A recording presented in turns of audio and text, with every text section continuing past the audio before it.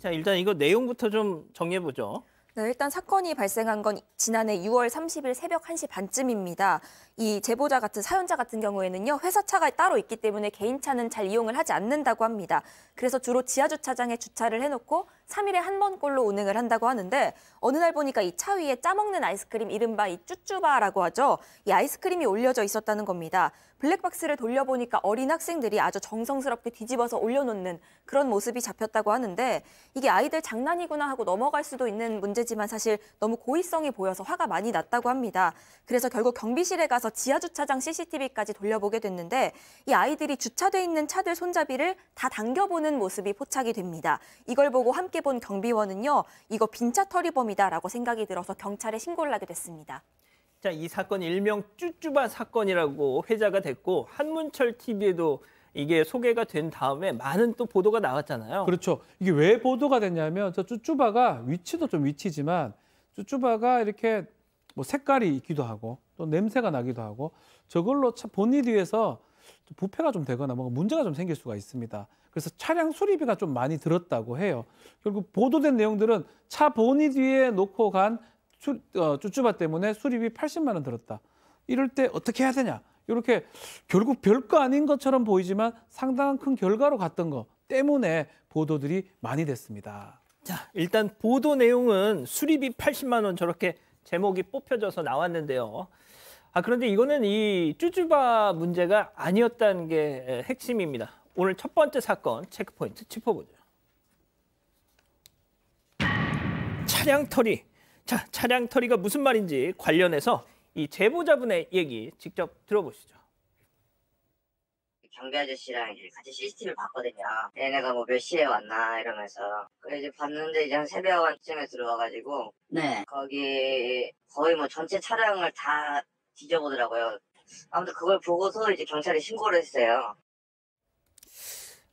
주차되어 있는 차들 손잡이를 다 이렇게 당겨보고 이거 뭐 뻔하지 않습니까? 그렇습니다. 이 제보자는 뭔 말을 하냐면 CCTV하고 블랙박스하고 시간차가 좀 있거든요. 이걸 확인하기 위해서 CCTV를 확인해 보고 있는데 청소년 2명이 차량들이 있는데 주차된 차량을 다니면서 손잡이 있지 않습니까? 그걸 열어보고 다닌 거예요. 계속해서. 그러니까 그걸 보고 본인이 볼 때는 뉴스에서 빈차털이 같아 라고 해서 경비한테 얘기를 했더니 경비 아저씨랑 해서 경찰에 신고를 한 겁니다. 했는데 그 영상을 보게 되면 학생들이 사실은 그 손잡이를 열고 다니지 않습니까? 그런데 원래 빈차 터리범들은 그 차를 세워놓으면 사이드 미러가 접혀 있는 게 있고 펴 있는 게 있어요. 봐가지고 접혀 있는 거는 차량 잠근 거고 이 펴 있으면은 아마 차량을 안 잠근 줄 알고 터리가 하는 건데 이 학생들은 2명이서 다니면서 일일이 열어봤다는 거예요. 1시간 동안. 그래서 사실은 이게 빈차 터리범인데 아마 그 먹던 그 아이스크림을 차에 올려놨기 때문에 실제는 빈차 터리범. 추가적으로 재물손괴한 사건이 된 겁니다. 자, 그래서 실제로 재물손괴로 신고까지 하게 됐다고 해요. 제보자분의 얘기 이어서 좀 더 들어보시죠. 이제 그 빈차 터리범 때문에 신고를 했는데 제가 거기 계속 있다 보니까 경찰관님이 이제 뭐 피해 보신 거 있냐 이래가지고 아니 저는 그냥 위에 쭈쭈바 올려놔가지고 그냥 화가 나서 옆에 서 있었다. 이제 말씀드리니까 이거 재물손괴로 엮을 수 있을 것 같다. 고소장을 접수하셔라. 이래가지고 이제 저는 그 현장 경찰관님한테 이제 접수를 했고. 자, 지금 이 쭈쭈바 때문에 이게 그 보닛을 도색을 하는 비용이 한 뭐 80만 원, 수리비 80만 원, 뭐 이런 식으로 보도가 되면서 지금 이 제보자분, 이 피해자분이 이 댓글로 되게 많은 비판을 받았어요. 근데 알고 봤더니 그게 아니었던 겁니다. 사실 이 사건의 가장 중심된 것은 그 아이들이 1시간 동안 문을 다 열어보면서 그 빈집, 그러니까 자동차 터리를 하는 걸 신고하면서 이제 뭐 그 본넷 위에 이제 쭈쭈바가 올라와 있으니까 이 부분에 대해서 견적이 조금 필요했다. 왜냐하면 이게 손괴가 되면 뭐 민사상 손해배상 청구도 해야 되는 여러 가지 과정 속에서 지금 나오고 있지만 다들 지금 땡기고 있죠, 아이들이. 그래서 그걸 했는데 두 가지가 포함 같이 됐는 것 같아요. 그냥 견적을 한번 내보라 그랬으니까 그 차량에 대한 뭐 혹시나 부식이 됐으면 도색 혹은 뭐 세차 비용 그리고 그 사이 맡기는 동안 뭐가 필요하겠습니까? 렌트카가 필요하겠죠. 그런 비용을 그냥 뭉뚱그려서 앞뒤 없이 80만 원이라고 이야기했는데 언론에서는 80만 원만 이야기를 하니 아이들이 혹시 쭈쭈바 놓고 잠시 잠시 놓고 갔는 걸 가지고 차주가 80만 원의 어떤 그 비용을 요청하는 게 잘못된 거 아니냐 이렇게 갑론을박이 일어났지만 여기서 중요한 것은 아이들의 그 자동차 터리가 가장 큰 문제가 되는 것이죠. 자, 다시 한번 정리하면 이 재물손괴 접수는 본인이 아닌 경찰의 권유였고요. 또 이 80만 원 견적, 이 실제로 그렇게 해서 80만 원을 주고 수리를 하지 않았고요. 그냥 손세차하고 마셨대요. 예. 자, 근데 결국 이게 지금 중요한 거는 뭐가 됐든 남의 차에다가 어떤 애들이 와가지고 이 설탕물이잖아요. 쭈쭈바, 뭐가 됐든 아이스크림. 그게 녹아서 이렇게 흐르다 보면 아무래도 끈적끈적할 것이고 이게 좀 오래 지나다 보면 뭐 부식이 될 가능성도 있는데 얘네들을 잡았느냐. 네, 사실 차량을 털려는 시도까지 있었던 건데 경찰들이 이 아이들 사진을 뽑아들고 주변 학교를 탐문을 했는데 이 성과가 없었다고 합니다. 이 사건을 접수하고 2달 정도쯤 뒤에 경찰로부터 신고자가 전화를 받았는데요. 이거 못 잡을 것 같다, 미제로 남겨야겠다 이런 내용이었다고 합니다. 이 신고자도 어쩔 수 없겠구나 생각을 하고요. 본인 차는 말씀하셨다시피 손세차를 했다고 합니다. 예. 자, 그런데 저렇게 박 변호사님. 네. CCTV 그 영상 좀 다시 한번 좀 보여주세요. 예.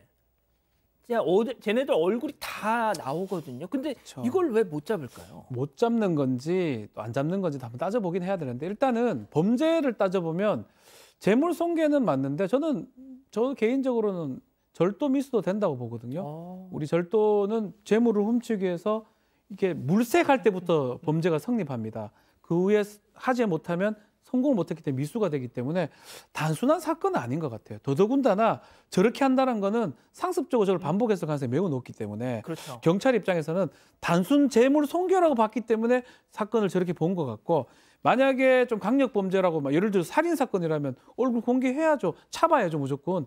뭐 공개한다는 게 이게 뭐 바로 공개하는 건 아니겠지만 좀 강하게 봤다 그러면 뭐 현상수배를 하라는 건 아닙니다. 좀 더 수사력을 작동한다면 검거도 좀 가능하지 않을까. 왜냐하면 저 모습 보면 우리 김은미 팀장님 좀 말씀 나중에 하시겠지만 이거는 한두 번 해본 솜씨가 아니에요. 예. 그리고 쭈쭈바 그 놔두고 간 게 화가 난 거예요. 문이 안 열리고 이러니까. 그 어떤 보복적 심리가 있는 거거든요. 그런 부분을 좀 봐야 될 것 같습니다. 그러니까 들으신 것처럼 경찰이 어떤 확실하게 뭐 이걸 검거를 하거나 이런 기대했던 만큼의 어떤 모습을 보여주지 않으니까 이 제보자분이 직접 이 녀석들을 잡으려고 그 동네 아이스크림 판매점 그 혹시 주변에서 사다가 했나 싶어서 직접 찾아다니셨다는 거 아닙니까? 그렇습니다. 제보자가 찾아다니는데 찾았습니다. 주인을 만나가지고 사진도 보여줬어요. 그리고 이제 그 찍힌 CCTV도 보여줬는데 주인이 이제 기록을 보니까 기록이 없어요. 무슨 말이냐? 아이스크림을 사면은 돈을 지불한 기록이 없기 때문에 훔쳤을 거라고 생각을 하고는 있습니다. 그런데 문제는 없습니다. 왜냐하면 그 아이스크림점에 있는 CCTV를 보려고 한다면 타인은 안 보여주거든요. 그러니까 수사기관에 신고해야만 경찰관하고 통화해야만 보여주기 때문에 안 보여준다고 했는데 여기 문제가 있어요. 왜냐하면 아까 아이스크림을 학생들이 먹었지 않습니까? 맨손으로. 그럼 그 아이스크림에 만약에 지문이 남았다 하더라도 봉지에 그렇다 하더라도 이 주민등록이 안 돼 있다 그러면은 인적사항을 알 수가 그렇죠. 없어요. 물론 이 학생들이 전과가 있다고 한다면 지문이 가능하지만 제가 보기에는 그게 안 나온 것 같아요. 그래서 아마 경찰에서 수사가 더 안 되니까 미제로 남긴 것 같습니다. 자, 승 의원님, 저는 네. 말이죠.